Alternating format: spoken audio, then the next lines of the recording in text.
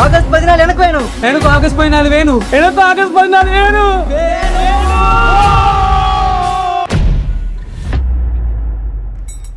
Sir.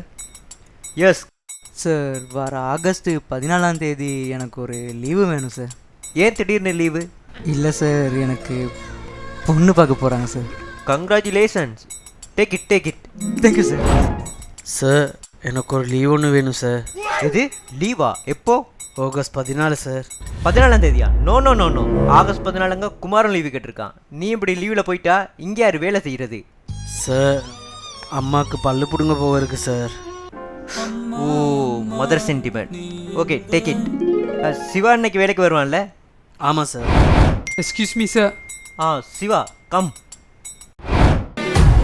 Sir, இந்த August 14ஆம் தேதி ஒரு லீவ் ஒன்று எடுக்கலுமா சார்? எது ஆகஸ்ட் 14 லீவா? என்னடா 3 பேரை சேர்ந்து என்ன முட்டாளாக்க பார்க்குறீங்களா?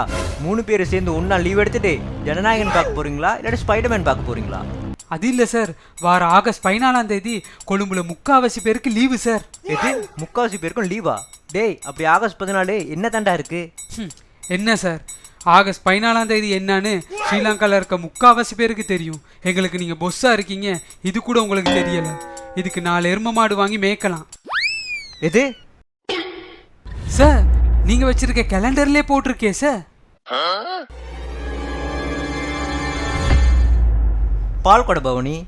அட ஆமாம் சார், கொழும்பு ஸ்ரீ கதிரேசன் வீதியில் இருக்க ஸ்ரீதேவி கருமாரி அம்மன் கோயிலில் வார 14ஆம் தேதி பால்குட பவனி நடக்குது. ஓ அப்படியா? அட ஆமாம், கொச்சிக்கடை ஸ்ரீ பொன்னம்பலவானேஸ்வரர் கோயில், அட நம்ம சிவன் கோயில். அங்கே காலைல 6 மணிக்கு பால்குட பவனி ஆரம்பிச்சு அப்படியே ஸ்ரீதேவி கருமாரியம்மன் கோயிலுக்கு வந்து அடையும். ரியலி? இந்த பால்குட பவனி இன்னைக்கு நேத்துக்கு இல்ல, எத்தனையோ கால வருஷமா நடந்துகிட்டு இருக்கு. அன்னைக்கு ஆயிரக்கணக்கான பக்தர்கள் வந்து கலந்து கொள்வாங்க. அது மட்டும் இல்ல, அன்னைக்கு அன்னதானம் கூட போடுவாங்க. ஓ அப்படியா? ஆமா சார், இதுக்காகத்தான் நாங்க போய் சொல்லி லீவு கேட்டோம் சார். இதுக்காக எல்லாம் உங்களுக்கு லீவு தர முடியாது சார். என்ன சொல்றீங்க சார்? ஆமா, ஆகஸ்ட் 14ஆம் தேதி நீங்க மட்டுமா பால்கோடம் தூக்குவீங்க? ஏன் நாங்கெல்லாம் தூக்க கூடாதா? அன்னைக்கு உங்களுக்கு மட்டும் இல்ல, முழு கம்பெனிக்குமே லீவு.